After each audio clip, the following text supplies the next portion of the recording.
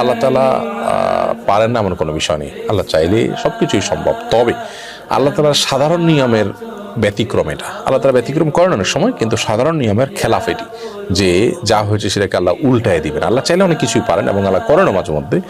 But আল্লাহর একটা জিনিস মনে রাখতে হবে, একটা হলো আল্লাহর কুদরত, এটা হলো সুন্নাহ। আল্লাহর নিয়ম সাধারণ নিয়ম এটা নয়।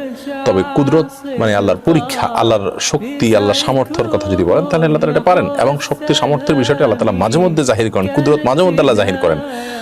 নরমালি আল্লাহ তাআলার যে সুন্নাহ থাকে দুনিয়াতে, আল্লাহর যে নিয়ম থাকে, সেই নিয়মটাকে আল্লাহ তাআলা আপনার করেন, ধরে রাখেন, বা ওই নিয়ম অনুযায়ী আল্লাহ তাআলা করেন। অতএব আপনি আল্লাহর কাছে ভালো ফলাফলের জন্য দোয়া করবেন, আল্লাহ আপনি আমার ফলাফল যেন ভালো হয়, আমার ভুল অ্যান্সার করার কারণে যে ক্ষতি হয় সেটা যেন পুষিয়ে যায়, সেজন্য আপনি দোয়া করবেন। এটাই হলো